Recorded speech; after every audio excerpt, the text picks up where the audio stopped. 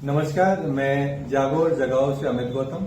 आज हम पहुंचे हैं एक प्रोग्राम में। उत्थान फाउंडेशन ने जो ऑर्गेनाइज किया है उद्यमी सेमिनार, बढ़ते हुए बेरोजगारी को लेकर उत्थान फाउंडेशन आज सोसाइटी में काम कर रहा है।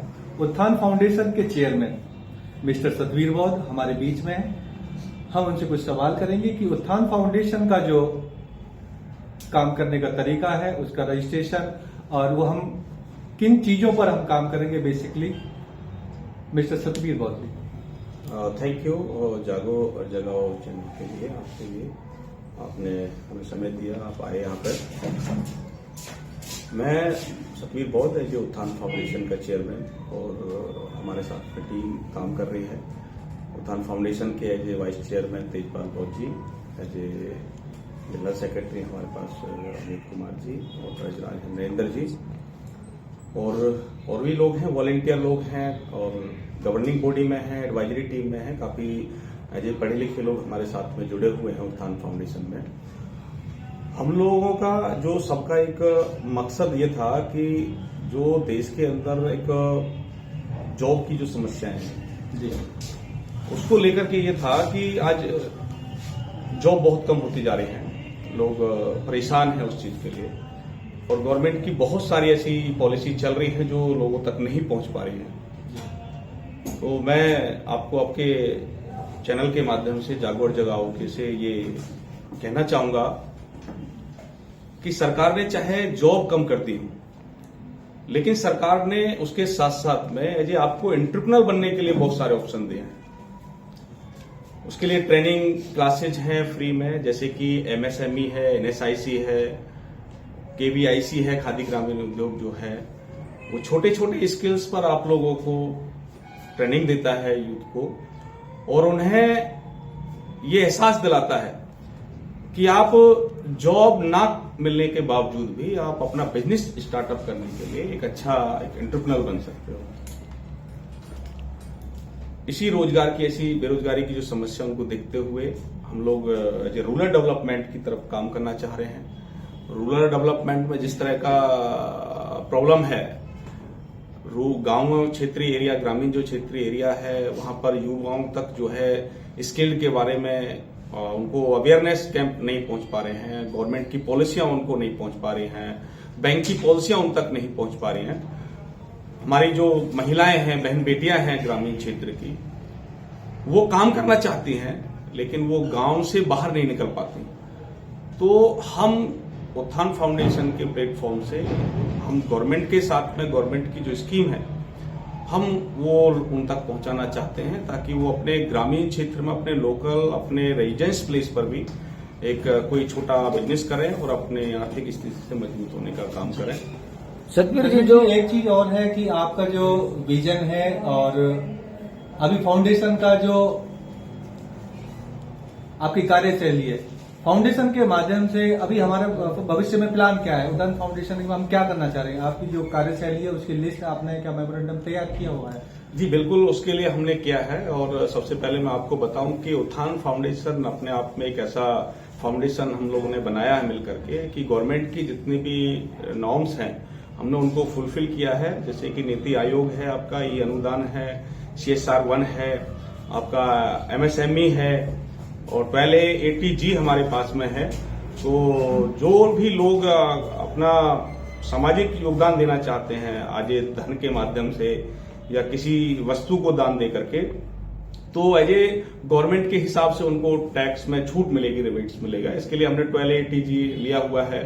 छोटे छोटे प्रोजेक्ट हैं ग्रामीण क्षेत्र को डेवलप करने के लिए, तो हमने CSR 1 लिया हुआ है, ताकि हम उसके माध्यम से, जो गवर्नमेंट से माध्यम से फंडिंग की, या पब्लिक जो सेक्टर में जो लोग बड़ी कंपनियां, उनके माध्यम से कोई प्रोजेक्ट अगर आता है तो हमने यूथ लोगों तक पहुंचाएंगे। और इसमें जैसे कि सोलर का बड़ा अभी आने वाला प्रोजेक्ट अभी सोलर का है, सोलर पे हम लोग काम करने वाले हैं। और इलेक्ट्रिक व्हीकल है, इलेक्ट्रिकल व्हीकल के में भी हम लोग यूथ को ट्रेनिंग की सेशन आगे लगाएंगे। और महिलाओं को एज ए फूड प्रोसेसिंग, छोटे छोटे प्लांट्स होते हैं, होम डिजाइनिंग के होते हैं, घर को डेकोरेशन का जो सामान होता है बनाने का, उसको उनको ट्रेनिंग प्रोवाइड करवाने का हमारा है। सतवीर जी, जी जी, आपने जो जैसे आपने कार्यक्रम बताए हैं, उसमें अब तक कितने उद्यमियों को आप गवर्नमेंट की जो प्लान है उसमें हेल्प कर पाए? देखिए, मैं तकरीबन 5-6 साल से इस फील्ड में हूँ। मैं पहले कई ऑर्गेनाइजेशन के साथ काम किया और मेरे गवर्नमेंट की जितनी भी पॉलिसियां थी, मैंने काफी सारे लोगों को, मुझे ध्यान नहीं है मैं कितने लोगों को बता पाया हूँ, लेकिन मैंने हमेशा ये प्रयास किया है कि मैं बहुत गवर्नमेंट की जो पॉलिसी उन तक पहुंचा पाया हूँ। कई सारे कैंपेन्स हमने किए हैं, फिक्की के साथ भी हमारा रहा है, डिक्की के साथ भी हम लोग गए हैं, डैन के साथ रहे हैं, ऐसे कई ऑर्गेनाइजेशनों में हम लोग गए हैं और ग्रामीण क्षेत्र में हमने खुद ने भी शिविर लगाए हैं और अपने बेस पर हमने 8 नए लोगों को एज एंटरप्रेन्योर बनाया है अभी तक फिलहाल, और इसमें काम हम लोग बराबर कर रहे हैं। बहुत बहुत साधुवाद सतवीर बोध जी। हमारे बीच में कैनरा बैंक ब्रांच पलवल से सीनियर मैनेजर मनीष कुमार जौहरी जी हैं। वो हमें बताएंगे कि कई बार हमारे न्यू एंटरप्रेन्योर्स या बिजनेस में जो लोग हैं लोन के लिए बैंकों में चक्कर लगाते हैं, लेकिन एजेंट उनका काम अपना मुनाफा लेकर जल्दी करा देते हैं, लेकिन ब्रांच में उन्हें बड़ी समस्याएं आती है। थोड़ा इनको थोड़ा ब्रीफ में बताएंगे कि क्या समस्याएं होती हैं अगर वो, और उनको ब्रांच अपने लेवल पर कैसे उनकी सॉल्यूशन कर सकता है। देखिए, बैंक में आकर के जब हम लोन कराने की एक बार को सोचते हैं और हमें ज़रूरत महसूस होती है अपने बिज़नेस में कि हम लोन कराएं, तो सबसे बड़ी गलती जो हम करते हैं वो ये कि हम खुद उसके बारे में नॉलेज लेकर आगे बढ़ने की जगह हम कोशिश ये करते हैं कि कोई और कर दे तो अच्छा रहेगा। इवन कोई 100 रुपये भी जमा कराने बैंक आता है तो वो कोशिश करता है कि दूसरा कोई करे। सबसे बढ़िया, सबसे अच्छी चीज़ ये है कि आप बैंक में आकर के बैंक की स्कीम्स के बारे में अच्छे से जानें, अपने प्रोजेक्ट के बारे में अच्छे से जानें, खुद कागज़ पूरे करने की कोशिश करें, खुद चक्कर लगाने की कोशिश करें। मेहनत उतनी ही लगेगी जितना आप वैसे करेंगे। बीच में एजेंट के आ जाने से आपका नुकसान और बैंक का नुकसान है और किसी का नहीं होता। आप अगर सीधा आएंगे, अपनी स्कीम लेकर आएंगे, अपने दृढ़ निश्चय के साथ बैंक में आएंगे कि मैं ये काम करना चाहता हूँ, आपको आगे अपने फ्यूचर की क्लैरिटी होगी।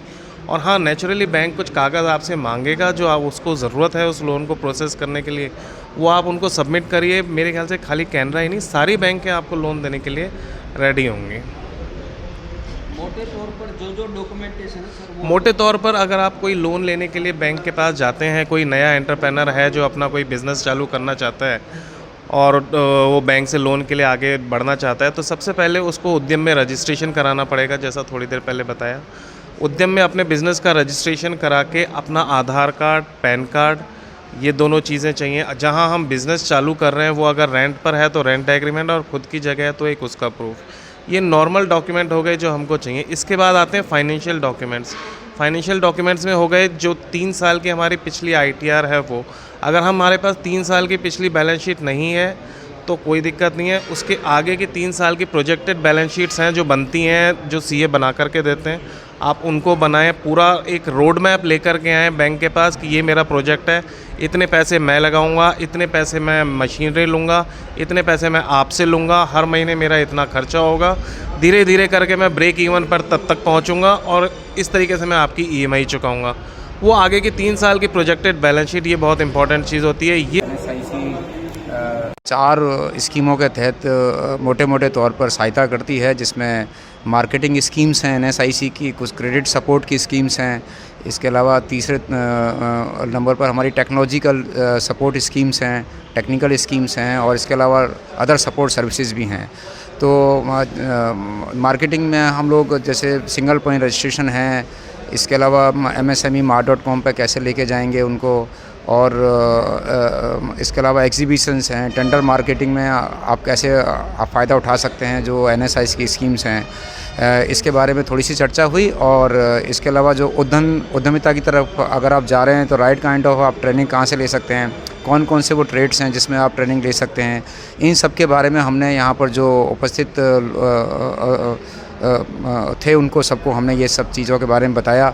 और हमने ये भी बताया कि ट्रेनिंग के साथ साथ जो भारत सरकार और MSME मंत्रालय क्या क्या सुविधाएं दे रहा है, NSIC की क्या क्या स्कीम्स हैं, वो उन सब सुविधाओं का लोग फ़ायदा उठाएं और उद्यमी बने और साथ साथ में अपनी भागीदारिता सुनिश्चित करें। इसके अलावा NSIC की तरफ से अगर किसी तरह का अगर आपको फर्दर अपग्रेडेशन की ज़रूरत है, रीस्किलिंग, अप स्किलिंग की ज़रूरत है या नेक्स्ट लेवल की ट्रेनिंग की ज़रूरत है, वो संसाधन भी हमारे पास उपलब्ध हैं और उनको हम इन तक पहुंचाने में हम पूरा सहयोग करेंगे। इसके अलावा जो अगर आप मार्केट आप सर्च कर रहे हैं तो ऑनलाइन डिजिटल जो प्लेटफॉर्म्स हैं, क्या क्या वो सुविधाएं अवेलेबल हैं, उनके बारे में भी हमने इनको बताया है। तो मुझे उम्मीद है कि आज की जो सहभागी आज यहाँ पर रहे इस सेमिनार में, उनको निश्चित रूप से फ़ायदा होगा और MSME और NSIC की जो स्कीम्स हैं उनका आने वाले समय में उन सब का फ़ायदा उठाएंगे। धन्यवाद। शकील जी हैं नीम का फरीदाबाद से, वो हमें बताएंगे जिस तरह से न्यू एंटरप्रेन्योर्स अपनी तैयारी करता है, ट्रेनिंग के लिए बड़ी समस्याएं रहती हैं, तो NSIC ट्रेनिंग हमें किस तरह से प्रोवाइड करा सकता है यहाँ कि उन्हें बड़ी समस्या होती है अपने बिजनेस को शुरू करने में, क्योंकि अनट्रेंड बिजनेस मैन जब अब बिजनेस में जाता है तो उन्हें असफलता मिलती है। तो ट्रेनिंग अगर उन्हें मिल जाएगा तो उसका क्या प्रोसीजर रहता है, खाली से। धन्यवाद उत्थान फाउंडेशन की तरफ के लिए बुलाने की धन्यवाद उसको। और जहाँ तक ट्रेनिंग का सवाल है, ट्रेनिंग की बात है, अभी जैसे मैंने पहले बात की थी, ट्रेनिंग में एंटरप्रेन्योर को पहले ये समझना चाहिए कि उसे क्या ट्रेनिंग करनी है, और वो जो कोर्सेज हमारे पास अवेलेबल हैं, लिस्ट ऑफ कोर्सेज हमने डिस्ट्रीब्यूट किए हैं, उस लिस्ट ऑफ कोर्सेज में सिलेक्ट कर ले कौन सा कोर्स करना है, और वो डिपेंड करता है कि कितना वो ऑलरेडी ट्रेंड है, उसकी कितनी नॉलेज है, किसी एजुकेशन क्वालिफिकेशन। अगर वो 8th पास है तो कम से कम 1 साल की ट्रेनिंग करनी पड़ेगी। अगर वो ग्रेजुएट है तो उसकी ट्रेनिंग वो 6 महीने की, 4 महीने की डिपेंड करेगा कौन सा कोर्स सिलेक्ट करता है वो, और किस में उसको कामयाबी चाहिए। इस प्रकार से अगर ट्रेनिंग सही की जाएगी तो फिर एंटरप्रेन्योर बनना आसान है, और भारत के उन्नति में वो GDP में अपना योगदान कर सकता है। और मैं चाहूँगा कि भाई हमारे पास भी लोग ट्रेनिंग करें, बहुत नज़दीक है यहाँ से, पलवल से और बल्लभ गढ़ बहुत ज़्यादा फासला नहीं है, तो हमारे पास आएँ और ट्रेनिंग हमसे हासिल करें। हमारे बीच में हैं तेजपाल बौद्ध जी, वाइस चेयरमैन उत्थान फाउंडेशन। आज का जो इवेंट है वो एम्प्लॉयमेंट के लिए है, न्यू स्टार्टअप के लिए है, तो इसके बारे में थोड़ा हमें बताएंगे। नमस्कार, मैं आपके जागो जगाओ चैनल को साधुवाद देता हूं कि जो है आज के अवसर पे उत्थान फाउंडेशन का ये जो कार्यक्रम हुआ है, एक उद्यमी सेमिनार जो हुआ है आज, इस उद्यमी सेमिनार में आपका स्वागत है। और जैसा कि मैं आज इस सेमिनार के बारे में मैंने संचालन किया था इस सेमिनार, और मैंने पाया कि वास्तव में नए उद्यमी कैसे तैयार हों, किस प्रकार से तैयार किए जा सकते हैं, आर्थिक मदद लोगों को उस उद्यमी बनने के लिए किस प्रकार से लोगों को दी जा सकती है, इस संबंध में हमने MSME, NSIC और विभिन्न बैंकों से आए हुए जो अतिथिगण यहाँ पर बुलाए। और वास्तव में मुझे अच्छा लगा इस सेमिनार को। मैंने देखा कि इस सेमिनार में जिस संख्या में उद्यमी ने प्रश्न पूछे, जो भावी उद्यमी थे उन्होंने जो प्रश्न पूछे, उनकी समस्याओं का जो समाधान भी बड़ी आसानी से किया गया। उत्थान फाउंडेशन न केवल शिक्षा और स्वास्थ्य पर काम कर रहा है, अपितु एक प्रकार से नए उद्यमी कैसे तैयार हो, उनके मार्ग में अवरोध जो आते हैं उनको कैसे दूर किया जा सके, और शीघ्र ही महिलाओं को जो है किस प्रकार से सशक्त बनाया जा सके, उससे संबंधित महिलाओं से संबंधित भी जो है उद्यम किस प्रकार के उद्यम तैयार किए जा सकते हैं, किस प्रकार के छोटे छोटे लघु उद्योगों में उन्हें शामिल किया जा सकता है, छोटे छोटे सेल्फ हेल्प ग्रुप तैयार किए जा सकते हैं, उस बारे में भी जो आज बड़े विस्तृत तरीके से जो है हमारे मुख्य अतिथियों ने बताया। और अब जो आगामी हमारा प्रोग्राम रहा है उत्थान फाउंडेशन के द्वारा, हमारे जो खादी ग्रामोद्योग से बात कर रहे हैं, हम ये चाह रहे हैं कि अब 14 अप्रैल से पहले जो है एक ऐसा ही इवेंट जो आज हुआ है उद्यमी सेमिनार का, इस प्रकार का इवेंट और हम और कराएंगे। जी बहुत बहुत धन्यवाद आपका।